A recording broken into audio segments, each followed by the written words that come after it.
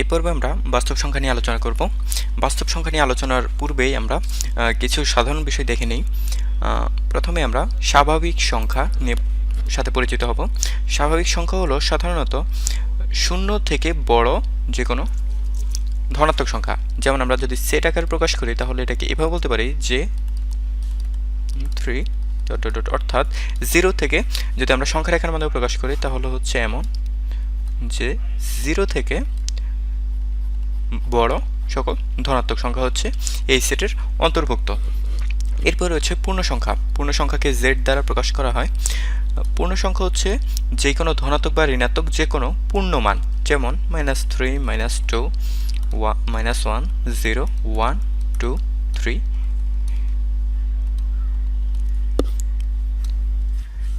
এরকম যে কোনো পূর্ণ সংখ্যা। এরপর রয়েছে মূলদ সংখ্যা। মূলদ সংখ্যাকে কিউ দ্বারা প্রকাশ করা হয়। আচ্ছা, মূলদ সংখ্যা হলো যে সকল সংখ্যাকে আমরা p/q আকারে প্রকাশ করতে পারি সেগুলো হচ্ছে একটি মূলদ সংখ্যা। যেমন যে কোনো পূর্ণ সংখ্যা, যেমন 0 1 2। উদাহরণ হিসেবে বলি, যেমন 1 2 হাফ, কারণ হাফ মানে একে ভগ্নাংশ আকারে বা p/q আকারে প্রকাশ করা যায়। এরপরে যেমন 0.33। এরপরে আমরা চাইলে যে কোনো 1 1 1 এদেরকে আমরা মূলদ সংখ্যা বলতে পারি, কারণ এদেরকে আমরা p/q আকার অর্থাৎ ভগ্নাংশ আকারে প্রকাশ করতে পারি। এরপর রয়েছে বাস্তব সংখ্যা। বাস্তব সংখ্যা হলো সংখ্যা রেখায় উপস্থিত সকল সংখ্যাই হচ্ছে আসলে বাস্তব সংখ্যার অন্তর্ভুক্ত। অর্থাৎ বাস্তব সংখ্যা হলো, সাধারণভাবে যদি আমরা বলি বাস্তব সংখ্যা, তা হচ্ছে মূলদ এবং অমূলদ সকল সংখ্যা নিয়েই যেই সংখ্যা গঠিত তা হচ্ছে বাস্তব সংখ্যা। যেমন উদাহরণ হিসেবে আমরা বলতে পারি √3 √5, ই এর মান, পাই এর মান, অর্থাৎ যে কোনো আবার বাস্তব সংখ্যা হতে পারে, যেমন 5 হাফ। এগুলো হচ্ছে বাস্তব সংখ্যা, অর্থাৎ মূলদ এবং অমূলদ উভয়ই হতে পারে এক্ষেত্রে। আগের পর্বে আমরা স্বাভাবিক সংখ্যা, বাস্তব সংখ্যা, মূলদ সংখ্যা এবং পূর্ণ সংখ্যা নিয়ে জেনেছি। তো স্বাভাবিক সংখ্যাকে প্রকাশ করা হয় m দিয়ে, তারপরে পূর্ণ সংখ্যাকে প্রকাশ করা হয় q দিয়ে, এরপরে এরপরে রয়েছে মূলদ সংখ্যা, দুঃখিত এটি হবে z। পূর্ণ সংখ্যাকে প্রকাশ করা হয় z দিয়ে, মূলদ সংখ্যাকে প্রকাশ করা হয় q দিয়ে এবং বাস্তব সংখ্যাকে প্রকাশ করা হয় r দিয়ে। তো এটাকে যদি আমরা সেটের মাধ্যমে প্রকাশ করি তাহলে হচ্ছে সকল স্বাভাবিক সংখ্যা হচ্ছে পূর্ণ সংখ্যার একটি উপসেট। একইভাবে বাস্তব সকল পূর্ণ সংখ্যাটি হচ্ছে একটি মূলদ সংখ্যার সেটের অন্তর্ভুক্ত বা সেট। তারপর মূলদ সংখ্যা হলো আবার সকল বাস্তব সংখ্যার সেট। তাহলে আমরা সাধারণভাবে এভাবে প্রকাশ করতে পারি। এখন আমরা আরও কয়েকটি জিনিস নিয়ে পরিচিত হব। সেটা হচ্ছে যে বেশ কয়েকটি বিষয়, যেমন বিনিময়যোগ্যতা,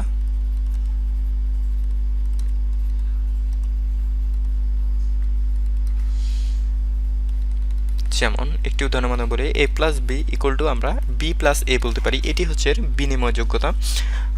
অথবা আমরা এভাবে বলতে পারি যে a × b = b × a বলতে পারি, এটি হচ্ছে তার বিনিময়যোগ্যতা। একইভাবে আমরা আরেকটি বিষয় দেখব, তা হচ্ছে সংযোজন যোগ্যতা।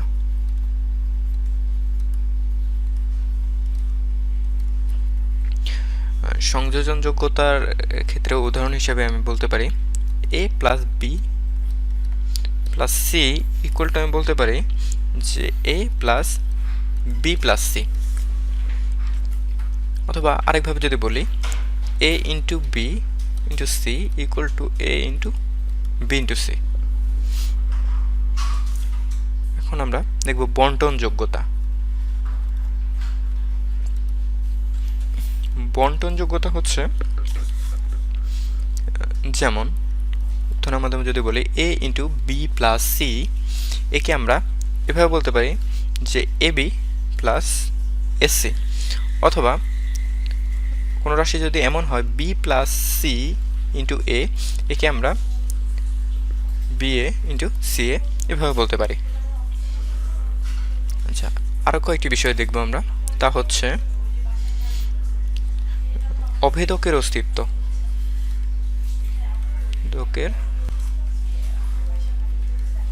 অস্তিত্ব।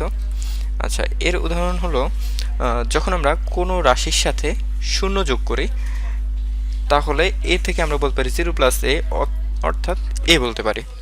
আবার এভাবে বলতে পারি কোনো রাশির সাথে যদি আমরা এ গুণ করি তাহলে হচ্ছে এ ইন্টু এ ইকুয়ালটা আমরা ওই রাশিটা বলতে পারি।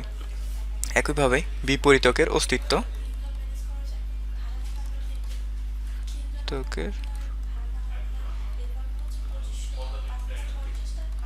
বিপরীতকের অস্তিত্ব একটি উদাহরণের মাধ্যমে যদি বলি, কোনো রাশির সাথে যদি ওই রাশির গুণাত্মক বিপরীত রাশি যদি আমরা গুণ দেই সেক্ষেত্রে এর মানটি হবে, অর্থাৎ এভাবে বলতে পারি ইন্টু এ ইকুয়ালটা হবে 1। আবার এভাবে বলতে পারি কোনো রাশির সাথে তার যদি যোগাত্মক বিপরীত রাশি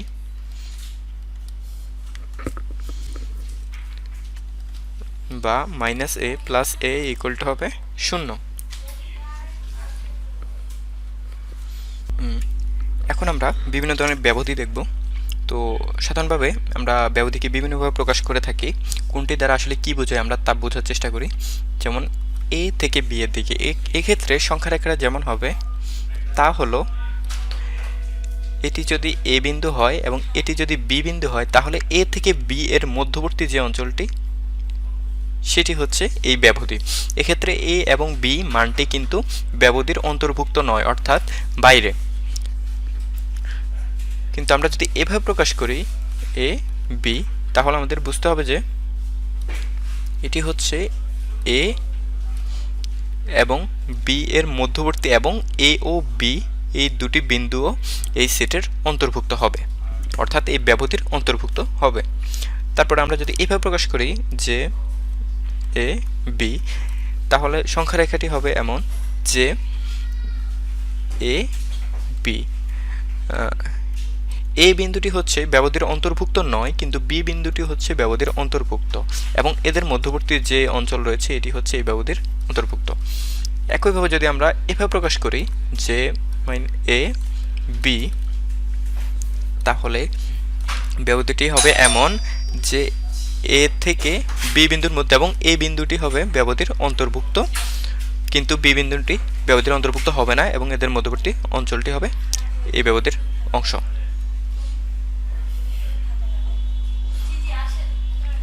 এখন আমরা যদি ইনফিনিটি থেকে -ইনফিনিটি থেকে ইনফিনিটি বলি তাহলে সংখ্যা রেখাটি হবে -ইনফিনিটি থেকে ইনফিনিটি, এক্ষেত্রে কোনো ব্যবধির সীমা নেই।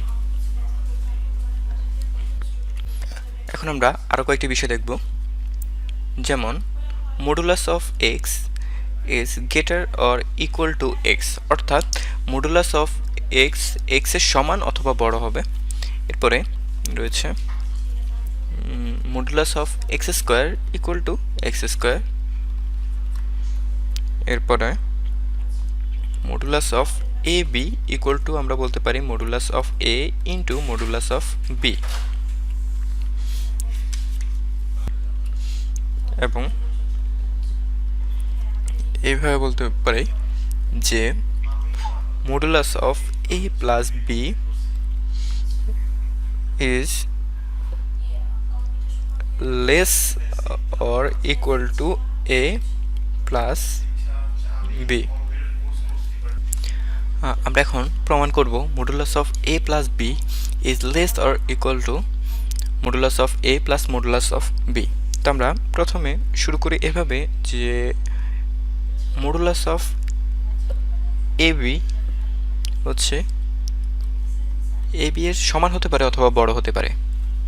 তো তাহলে আমরা উভয় পাশে যদি 2 দিয়ে গুণ করে দেই মডুলাস, তাহলে আমরা পাই 2ab, এক্ষেত্রে ইকুয়াল টু আর লেস হতে পারে। তো বিষয়টি বোঝানোর জন্য আমরা একটি উদাহরণ দেই এটি আসলে কিভাবে সত্য। যেমন a এর মান যদি 1 হয়, b এর মান যদি 2 হয় তাহলে হয় ab, তার মানে 2 মানে 1 ইন্টু মডুলাস 2 ইকুয়াল টু হচ্ছে 1 ইন্টু 2, দ্যাট মিনস 2। একইভাবে ab হচ্ছে 1 ইন্টু 2, দ্যাট মিনস 2। তার মানে সেক্ষেত্রে আমরা পাই ab modulus is equal to ab।